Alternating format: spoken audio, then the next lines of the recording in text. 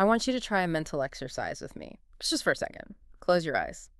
And I want you to conjure up the single most definitive image of West Coast hip-hop. What pops into your head? I'm willing to bet my entire record collection that it's a very specific silhouette. You're seeing the dark locks, sunglasses. Oh, yeah, instantly. You're seeing the jerry curl glistening just enough to catch the light. You're seeing that stiff-brimmed Compton hat. And above all else, you're seeing the attitude, that slight sneer that says, I know something you don't. It's iconic. Okay. It is an image that is absolutely burned into the collective pop culture retina. You are talking, of course, about Eric Lynn Wright. Yeah. But the world in history knows him as Eazy-E. Exactly. The godfather of gangster rap, the man who put the West on the map when, New York was still hogging all the oxygen. Absolutely dominated the conversation. But here's the thing, and this is exactly why we are doing this deep dive today. When people think of Eazy-E, they usually stop at the caricature. They think of the Boys in the Hood rapper, the little guy standing next to Dr. Dre and Ice Cube, maybe the comic relief with the high-pitched voice and the gun in his waistband. They see the mascot. They see the mascot of N.W.A, not the engine. Which is a massive, massive oversimplification. In fact, I'd argue that if you only look at the caricature, the guns, the girls, the thug posturing, you miss the actual story entirely.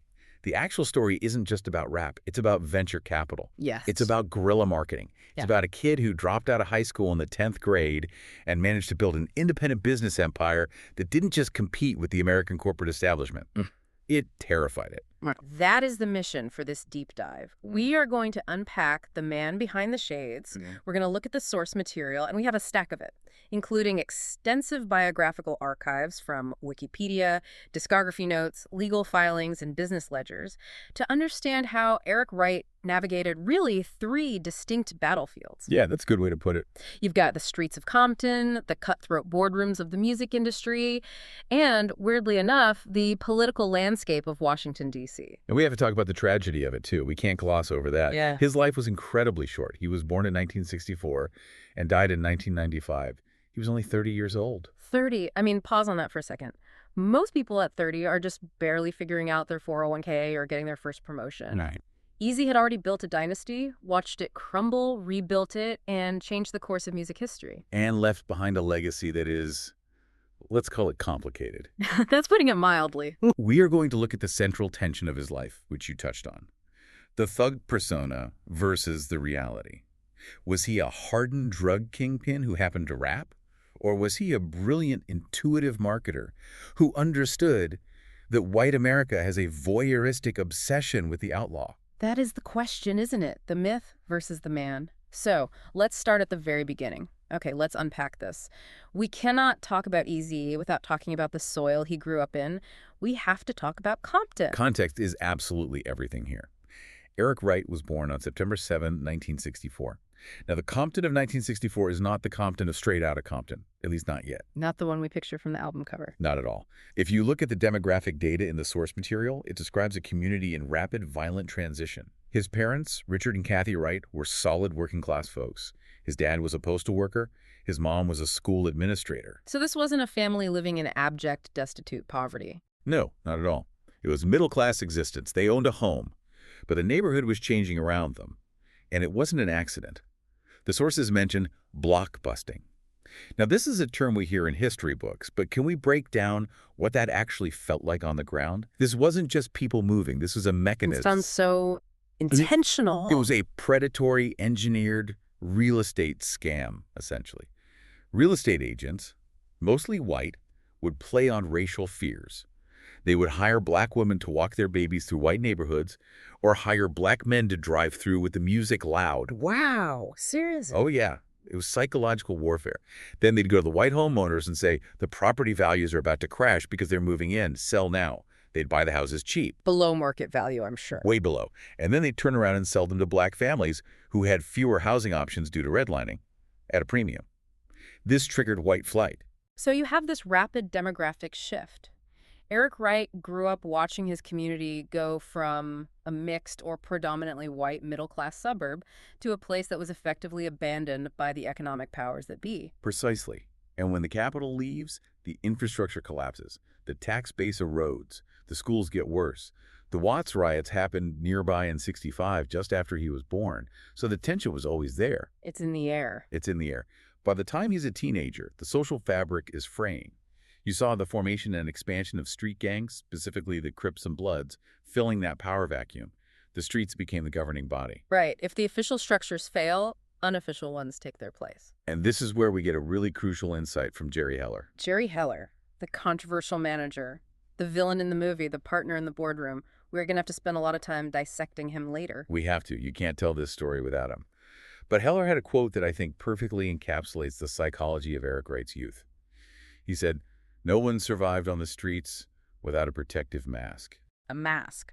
That's powerful. He analyzed the social structure of Compton and said you basically had three choices of role to play. You could be a thug, a playa, or a dope man. It's almost like a role-playing game where the stakes are life and death. Because if you weren't one of those three... You were a victim. Yep. That was the binary choice in his mind. Predator or prey. So Wright dropped out of Compton High School in the 10th grade. Okay, so he's young. He's maybe 15, 16. Around that age. Now, it's worth noting he did get his GED later, which shows he valued finishing that chapter. But at the time, the classroom couldn't compete with the economy of the streets. It just wasn't offering him anything. This brings us to the drug dealing narrative. This is the cornerstone of the Eazy-E creation myth, right? The idea that Ruthless Records was built entirely on dirty money. It is the foundational myth. And I use the word myth carefully, not to say it's false, but because the details are heavily debated and, more importantly, they serve a specific purpose. The legend serves the brand. The legend is the brand. The legend, the one Eazy himself cultivated, goes that by 1986, at age 22, Wright had earned as much as $250,000 selling drugs. That is $250,000. In 1986 cash, let's just think about that. Adjusted for inflation, that's over $700,000 today. In liquid capital. That is a staggering amount of liquid capital for a 22-year-old dropout. It is. It's empire-building money. Yeah. But here is where it gets really interesting, where we have to read between the lines of the source material. Jerry Heller, in his memoirs and interviews, offers a conflicting account. Oh, this is good. He admits he saw Wright sell marijuana. He knew he was in the trade. He wasn't naive. But he claims he never saw him sell cocaine, which was the real moneymaker of the crack epidemic era. That was the big business. So Heller thinks the kingpin status might have been marketing, an exaggeration. Heller suggested that the dope dealer label was, to quote him, self-forged armor. I love that phrase, self-forged armor. He said he had no proof Wright was a major dealer moving kilos, but he knew that the reputation of being a dealer was good for business. It accorded you privileges. It meant people hesitated to mess with you. If you're a 5'5" guy in Compton, having people think you're a heavy hitter is a survival strategy. It's branding. Before he even sold a record, he was branding himself. He understood that in that environment, fear was a currency. Intimidation was an asset. Exactly. So whether he made a full $250,000 selling dope or whether he scraped it together through savings and smaller hustles, the story was that he was a dope man. And in the burgeoning hip-hop scene of Los Angeles, that story had currency. Authenticity was becoming the new gold standard. And the most authentic thing you could be at that time is someone from the streets. But there was a turning point. The street life isn't a retirement plan. His cousin was shot and killed. That reality check, the moment where the mask stops working and the bullets become real. The violence of the trade hit his front door. That had to have been a huge wake-up call. Wright decided he needed to pivot. He saw the hip-hop scene growing in L.A., which was still very underground, mostly electro and fast-tempo stuff, world-class Wrecking Crew in that scene. Right, the stuff they played at the skating rinks. Totally. And he realized he could wash that money, or at least invest his earnings, into something safer, something with a future. And that is the birth of Ruthless Records. And this is where the dynamic duo, or the toxic duo, depending on who you ask, comes together. Eric Wright meets Jerry Heller. This meeting is pivotal. Set the scene for us. Okay, so it's 1987. You have to picture the contrast. Jerry Heller's an industry veteran in his 40s. He had represented Elton John, Marvin Gaye, Pink Floyd. Huge names. Legit old-school music biz. He's a guy who knows the ins and outs of the corporate music machine, but his career is in a bit of a slump. He's looking for the next big thing. And then Eric Wright comes to him with a proposition. He brings money, and he brings a vision. Initially, Wright suggested a 50-50 partnership. Which seems fair on paper. I bring the money and the talent, you bring the connections and the industry know-how. It does. But they settled on a deal that is often misunderstood, and frankly, it's one of the most brilliant business moves in music history, even if it caused all the friction later. The split was 80-20. Okay, wait. Usually when we hear about bad deals in the music industry, think TLC, think the early Motown acts, we assume the artist got ripped off. We assume the manager took the lion's share. But in this case... On this case, Eric Wright was the one getting the 80%. He got the 80. Wright got 80% of the net income. Heller took 20%. That flips the script on the exploitative white manager narrative a little bit, doesn't it? Or at least complicates it significantly. Well, here was Heller's justification, and it's key. He said, I take 20, you take 80. You own the company. I work for you. He treated it as a management commission. See, most artists sign a recording contract where the label owns the masters, the actual recordings, and pays the artist a royalty. A tiny percentage. Maybe 12% if they're lucky. Eazy didn't sign an artist deal. He signed a distribution deal through Heller's connections. He was the label. He owned the masters. That is a crucial distinction. He wasn't an employee. He was the bank. He was the owner. Exactly. Wright put up the capital, allegedly that drug money we talked about, to press the records, pay for the studio time, pay the manufacturers. Heller brought the expertise to get those records into stores. Now, Heller claims he eventually invested $1 million of his own money, but at the start, it was Wright's vision and Wright's cash. This 80-20 split meant that for every dollar of profit, Eazy kept 80 cents. In the music industry, that is unheard of. It's revolutionary, really. He built the model that guys like Master P and Birdman would later follow to become moguls. He wrote the blueprint. So they have the label, Ruthless Records. Now they need the product. They need the talent. And what a lineup they assembled. It is actually staggering when you look back at it. We tend to think of N.W.A. as just Dre, Cube, Eazy, Ren, and Yella. But the original assembly was looser, right? Much looser. It included the Arabian Prince, a pioneer of West Coast electro. He was a producer and a rapper. Arabian Prince often gets left out of the history books, which is a shame because that electro sound was the bridge to the G-Funk era. You can hear its DNA in what Dre did later. He was instrumental in the early days. They started with the album N.W.A. and the Posse in 1987. Now, if you listen to this record today, it sounds confused. It's a bit of a mishmash. It was largely a compilation of tracks they had done with Macola Records, another L.A. label. It was a bit of a party record. It had some harder tracks, but it didn't have that focused razor-sharp edge yet. But the real game changer, the prototype for what was coming, was Eazy's solo debut. Eazy Does It, November 1988. This is where the persona fully solidifies. This is the mission statement. This album is critical. Before Straight Outta Compton exploded, Eazy Does It proved the concept. It was the proof of concept that this could work on a massive scale. It sold 2.5 million copies. 2.5 million for an independent label release in 1988. That is absolutely bananas. They didn't have radio play. MTV wasn't touching them yet. None of that. It was a word-of-mouth phenomenon. It was trunk-rattling music. It was passed around on cassettes at swap meets in high schools. And we have to talk about the sound. The sources describe it as a blend of P-Funk, you know, George Clinton, The Funk Foundation, Def Jam style hip-hop, like the hard drums of the Beastie Boys or Run DMC, and this specific mid-'80s electro sound that was big in L.A., and it was all produced by Dr. Dre and DJ Yella. It was funky, but it was hard. It had that bounce, but the lyrics were just grimy, unapologetically so. And here is the secret sauce, which gets back to our marketer versus thug theme. Eazy-E was not a rapper. Not really. Not in the traditional sense of a Rakim or a Big Daddy Kane. Right. I love this detail because it makes his performance so much more impressive in a way. He didn't write his lyrics. He wasn't a wordsmith. He was the performer, the actor, the vessel. Yeah. The lyrics for Eazy Does It were written by Ice Cube, MC Ren, and the D.O.C. They were using Eazy's voice, that distinct, high-pitched, nasally menacing whine, as an instrument. He was a character. I was playing a character that they wrote for him. It's like he was an actor in an audio movie directed by Dr. Dre. Cube is writing the script, Dre is doing the cinematography with the beats, and Eazy is the star. He's the Al Pacino.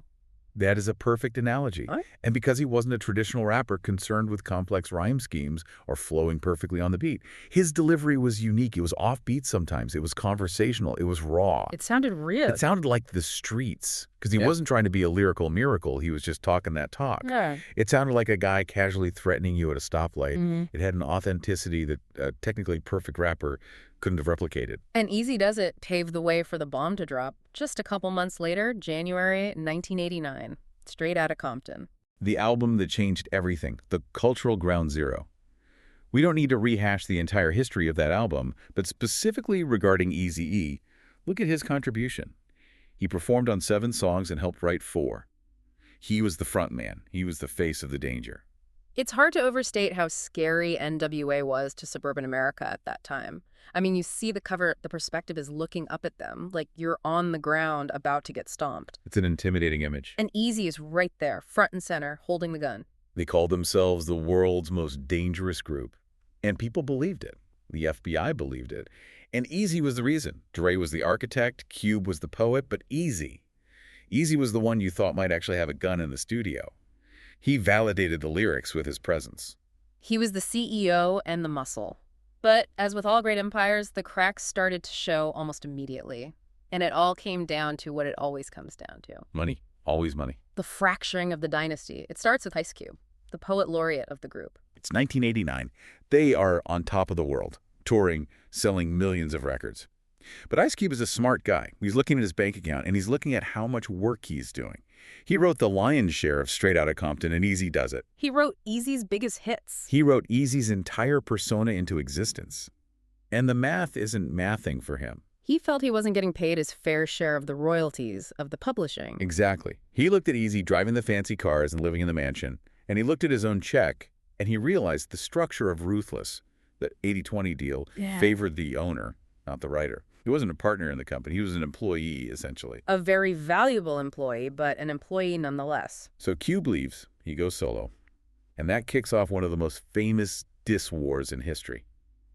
N.W.A. releases 100 Miles and Runnin' and Real Niggas, attacking Cube. They called him a traitor, a Benedict Arnold. They questioned his street cred. It came at him pretty hard. They did. And Cube, well, Cube didn't back down. He went into the studio and recorded No Vaseline. The nuclear option.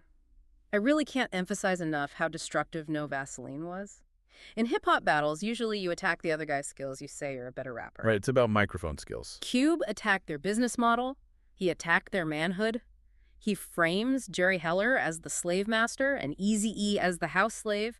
He made it racial. He made it political. The line, because you can't be an N with a white man watching, it was a kill shot. And then it gets personal. Eazy-E's dick is smelling like MC Ren shit. I mean, the vulgarity was one thing, but the political and racial politics of it, calling Eazy a puppet for a white manager, that had to sting more than anything. It was devastatingly effective because it preyed on the insecurity that was already there.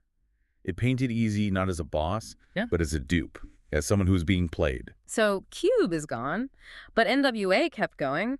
They released Niggas for Life, or Ifel for Zagen, in 1991. And it hit #1 on the Billboard 200. This is important. They proved they could win without Cube. They were still on top. Musically, Dr. Dre reached a new peak on this album. It's darker, it's denser, it's the sound that would become the Chronic. So from the outside, it looks like they weathered the storm. But the cancer was already in the system.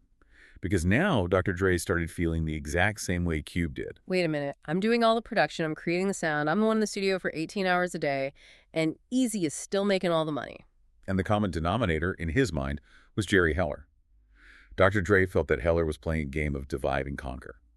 Dre's recollection is very telling.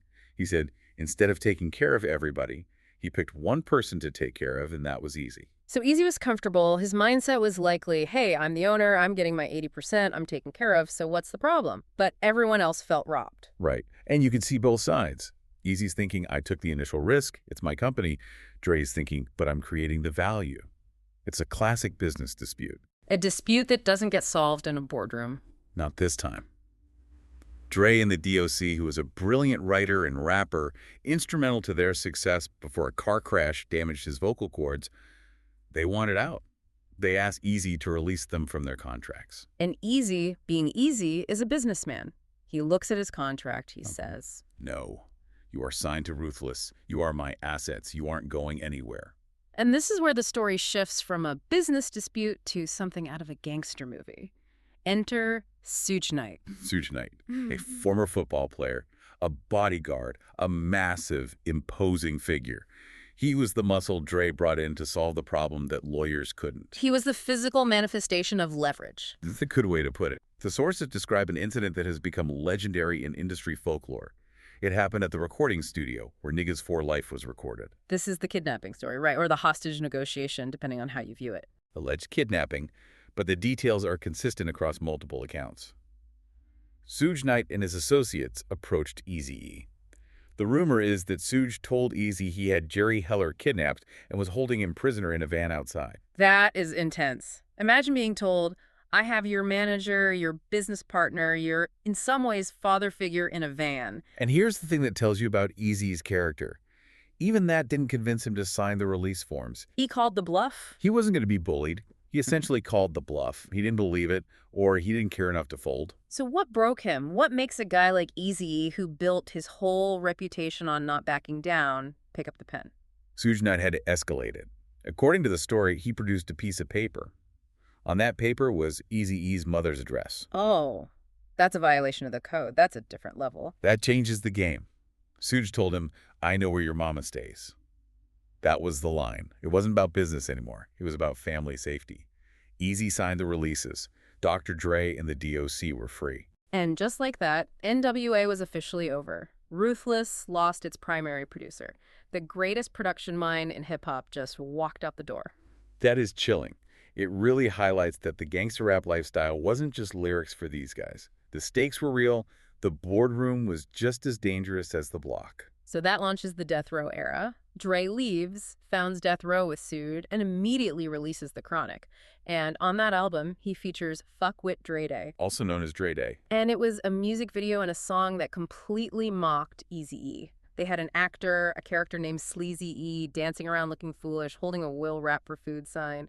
It was pure humiliation. It was very public shaming. And Eazy, being Eazy, didn't take that lying down. He responded with his own EP in 1993. It's on Dr. Dre, a 187 Philly Killa. Which is an incredible title. The title alone tells you everything. But I have to say, Eazy's response was a masterclass in petty strategic marketing. Oh, it was brilliant, because he didn't just insult Dre back, he attacked his entire image. The main track, Real Motherfucking G's. Eazy attacked Dre's credibility. He basically said, you are a studio gangster. I am the real deal. You claim to be hard, but I have the receipts. And he literally had the receipts. He did. He dug up old promotional photos of Dr. Dre from his days in the world-class Wrecking Crew and Electro group Dre was in before N.W.A. In the photos, Dre is wearing these sequined, lacy outfits, shiny suits, and wearing eyeliner and makeup. It was the 80s. Everyone looked like that. But in the context of 1993 gangsta rap. It was fatal. It was kryptonite. Eazy put those photos in the liner notes of the album. He showed them in the music video. He deconstructed Dre's hard image by showing his past. It was an incredible move. And visually, in the video for Real Motherfucking G's, Eazy doubled down on his own authenticity. Right. He brought in real Compton gang members, DG Knockout and Dresta. He was reasserting his authority. He was saying, you are in a mansion in the hills with Suge. I am still here in Compton with the real steppers. It was a very clear message. I'm real, you're fake. And the EP was a huge success. It went double platinum. Eazy proved he could still sell records without Dre. So we have the feud, we have the music, but I want to pivot to something that I found really surprising in the research and something that I think a lot of people just don't know about. We talk about Eazy as this street icon, but his politics were baffling. Baffling is a polite word for it. This is where the story gets fascinatingly weird and defies all expectations. See, this is what I love about Eazy. He builds this entire image of the ultimate anti-authoritarian gangster. Fuck that, police is his anthem. He's the guy screaming at the cops. But Eazy was never one to follow a script, was he? Never. And that contrarian streak didn't just apply to music, it applied to his worldview. And this is where we get to the part of the story that breaks everyone's brain.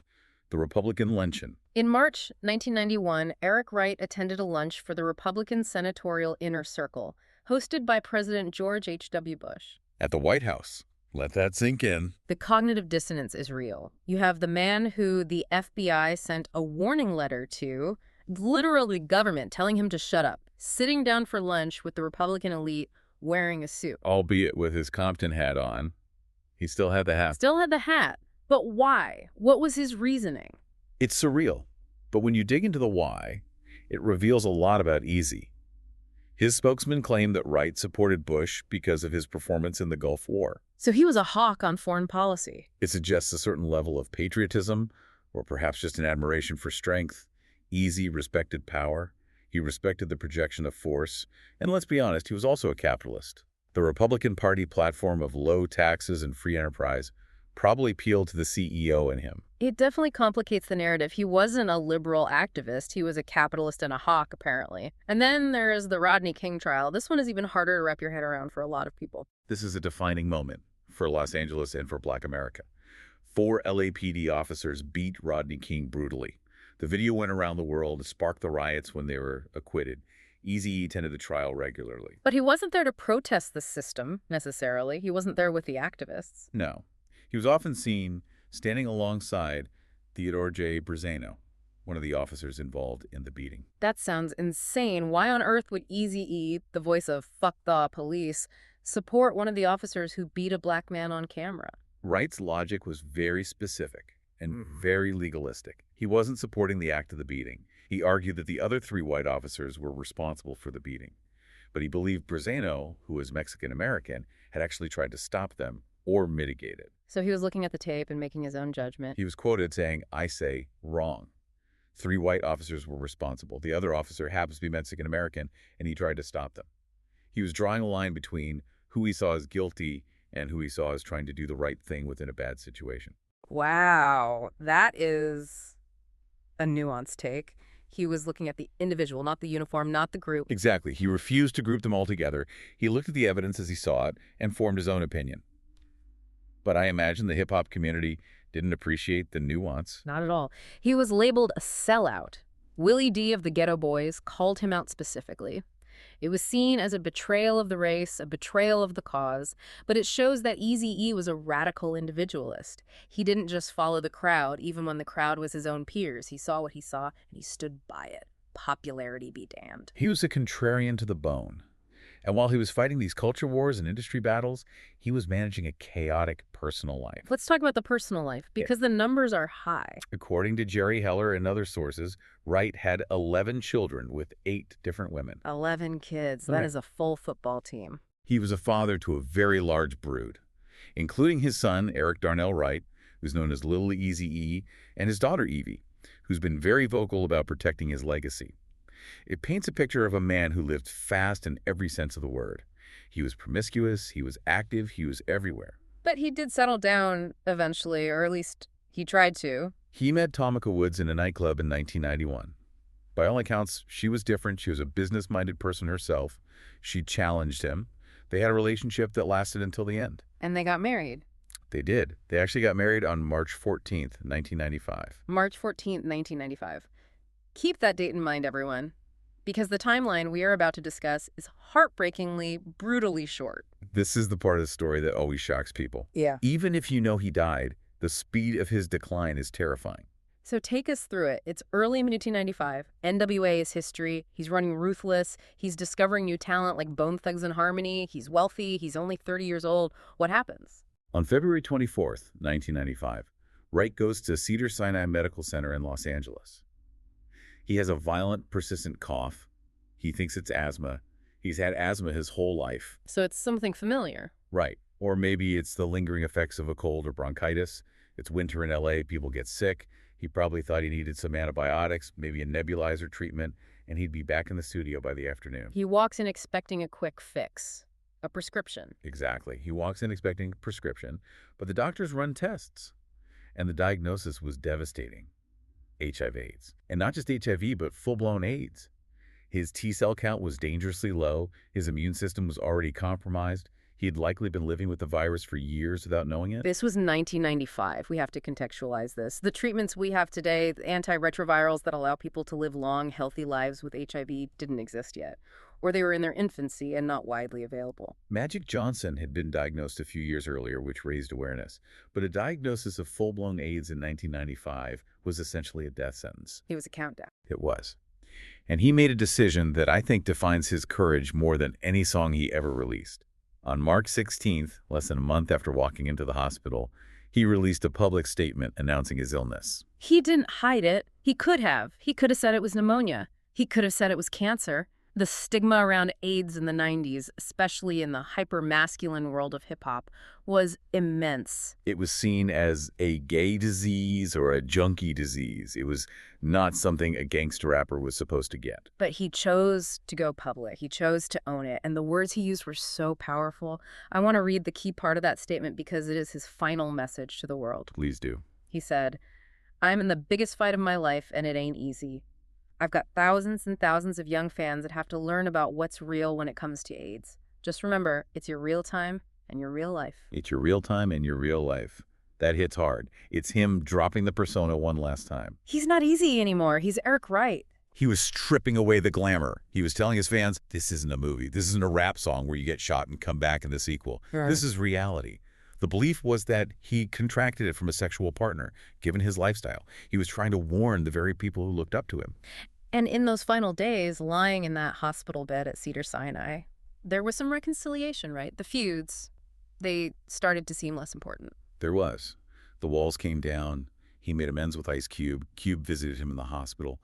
The feud that had been so bitter, so public, it melted away in the face of mortality. What about Dre? Did he see him? Reports vary on the specifics of the visit, but generally the vibe is that the animosity was dropped. Dr. Dre has spoken about how shocked he was, how he never wished that on him.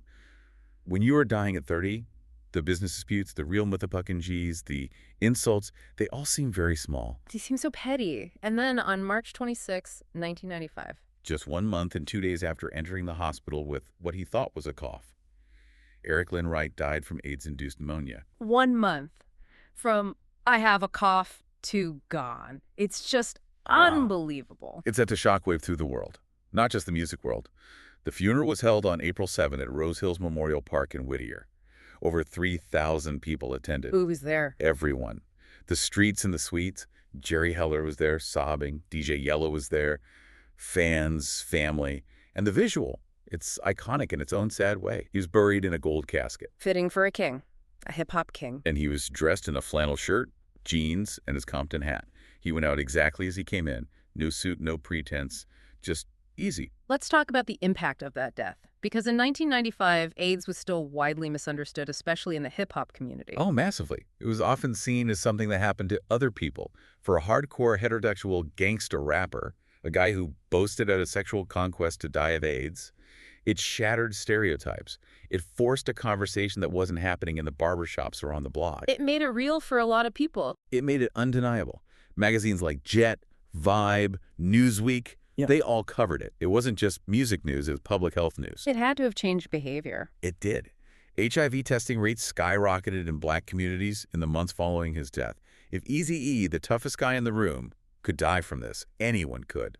He's even commemorated in the AIDS quilt. That is a massive cultural crossover, a testament to his impact beyond music. So, looking back, what is the legacy? We call him the Godfather. Is that title earned? Oh, absolutely. He propelled West Coast rap onto the global map. Without Eazy-E, there is no Ruthless Records. Without Ruthless, there is no N.W.A. Without N.W.A, there is no Dr. Dre solo career. No The Cry. No Snoop Dogg, no Eminem, no 50 Cent. No Kendrick Lamar. The entire lineage of modern hip-hop flows through the veins of Ruthless Records. He's a foundational figure. And speaking of Ruthless, we have to mention his ear for talent. It wasn't just N.W.A. He was pivoting right before he died. He was still finding new sounds. Yes, this is so important. Even after N.W.A. imploded, he was making moves. He signed Bone Thugs and Harmony. I love Bone Thugs. And they were totally different. They were singing, harmonizing, that rapid-fire flow from Cleveland. They didn't sound like Compton at all. That shows Eazy's genius as an A&R. He didn't just want to clone N.W.A. He saw the vision for something new, something melodic and otherworldly. He signed them. He mentored them. And tragically, their biggest hit, the Crossroads, became a tribute to him. It won a Grammy. It won a Grammy. It's one of the most beautiful, mournful songs in hip-hop history. And it is dedicated to Eric Wright. That's a powerful legacy. His influence is everywhere now. The movies, Straight Outta Compton in 2015 was huge. Jason Mitchell played him. It was an incredible performance. For many people, he stole the movie. The film was dedicated to his memory. It reintroduced him to a whole new generation who maybe only knew the name, but not the story. And there was also Surviving Compton in 2016, which showed a different side of him. A more sympathetic side in some ways, specifically regarding his relationship with Michelle. The film portrays him warning her about Dr. Dre's abuse. It paints him as a protector in that specific dynamic, which adds more layers to his character. And finally, the institutional recognition. The kind of stuff that would have seemed impossible in 1989. The Rock and Roll Hall of Fame in 2016. Inducted alongside his N.W.A. brothers. And just recently, in 2024, a Grammy Lifetime Achievement Award. It feels like the world finally caught up to what he built. It took time. But when you look at the structure of modern hip-hop, the artist-owned labels like Rockefeller, Bad Boy, Cash Money Eazy-E wrote the blueprint. He proved you can own the masters, keep the lion's share, and tell the industry to kick rocks. He was a revolutionary businessman. So what does this all mean? We started by asking if he was a thug or a businessman. And I think the answer is that he was a survivor who became a visionary. He used the tools he had, the street reputation, the toughness, the fear, to build something that outlasted him. He was complex, he was flawed, he made enemies, he made questionable political choices, but he changed the culture forever. It's a tragedy that he didn't get to see how big it became. Just imagine what Ruthless Records would look like today if he had lived another 20 or 30 years. That is the great what if. That's the final thought to leave people with.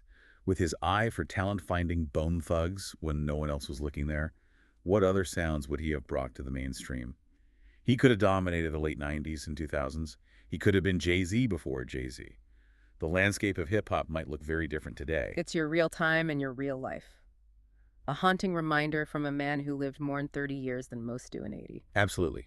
A true American original. That brings us to the end of this deep dive into the life of Eazy-E. We hope you learned something new about the godfather of gangsta rap. Always a pleasure to explore these stories. Thanks for listening. Stay curious.